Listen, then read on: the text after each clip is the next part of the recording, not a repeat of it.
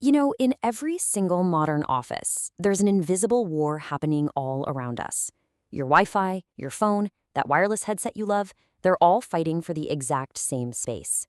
In this explainer, which is part 5 of our series on radio frequency interference, we're going to dive into what happens when signals collide. So, just so we're all on the same page, this is part 5 of a 10-part tutorial. We are breaking down a really comprehensive report all about the common sources of radio frequency interference you find in office buildings. And all this great info comes from the experts over at RFI Detectives, who are part of Virtualization Options LLC. I mean, these are the folks in the trenches figuring all this stuff out, and we get to bring their findings straight to you. All right, let's jump right in. Our first section is called When Good Signals Go Bad. And wow, does it get to the heart of a really strange problem.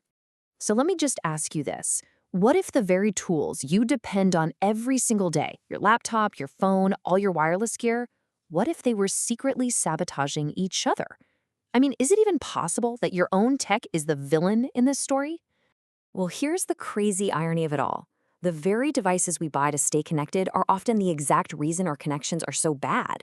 Your Wi-Fi, your Bluetooth speaker, your phone, they're all basically trying to talk at the same time in the same room, just shouting over one another. So, where do you even start to untangle this mess? Well, we're going to start our investigation with the biggest, most important, and, yeah, most frequently blamed piece of tech in the entire office: the Wi-Fi. Yep, in any case of bad wireless performance, the first place you gotta look is prime suspect number 1, the office Wi-Fi network itself. It's the backbone of pretty much everything we do online, which means when it has a problem, everyone has a problem. So, the most common crime Wi-Fi commits is something called channel overlap. The easiest way to think about it is like lanes on a highway. If your office Wi-Fi is driving in channel 6 and the office right next door is also trying to drive in channel 6, well, you get the picture. It's a massive traffic jam where everybody's connection just grinds to a halt. But here's the thing, it's almost never just one problem. It could be that channel overlap we just talked about. Or it could be plain old congestion on an older frequency band, like the super crowded 2.4 gigahertz band.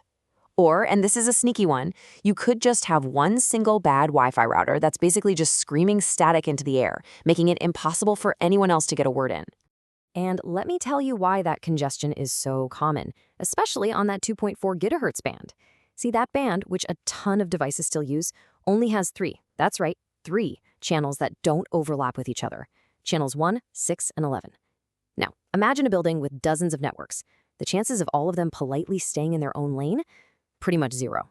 Congestion isn't just a possibility, it's practically a guarantee. But of course, Wi-Fi is rarely the only culprit. It almost always has accomplices. So let's talk about the other devices that are adding to the chaos. We call them the usual wireless suspects. Okay, this table breaks it down perfectly. First up, you've got cordless phones. A lot of them operate on that same packed 2.4 gigahertz frequency, putting them in a direct fight with your Wi-Fi. And then you have all our Bluetooth gadgets. Now, they're a little smarter about dodging interference, but they also live in that 2.4 gigahertz neighborhood. An office full of them just raises the overall background chatter. And this quote from the report really says it all. A single Bluetooth mouse? Not a problem. But picture a big open office with dozens of people all using wireless keyboards, wireless mice, wireless headsets. You get it. That sheer volume of all those little signals adds up, creating this constant background noise that makes it much harder for important signals like your Wi-Fi to be heard clearly.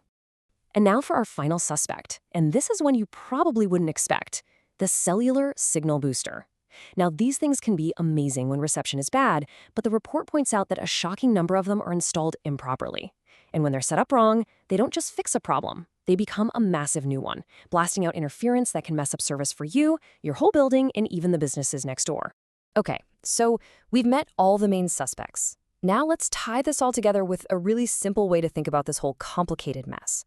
Let's talk about your invisible traffic jam. I mean, just look at all these communication devices. Every single thing we've talked about, the Wi-Fi, the Bluetooth stuff, the phones, the cell boosters, they're all scrapping for a piece of the same, very limited, and totally invisible resource, the airwaves. So if you remember one thing from this, let it be this. It's an invisible traffic jam happening in the air right now. Every wireless device is another car on the road, and the more cars you add, the worse the traffic gets and the slower everybody goes. That, in a nutshell, is radio frequency interference. And that pretty much wraps it up. We've gone through the lineup and met the prime suspects that create all this wireless chaos. So the question I'm going to leave you with is this. Now that you know what to look for, who's the real culprit causing all the problems in your office?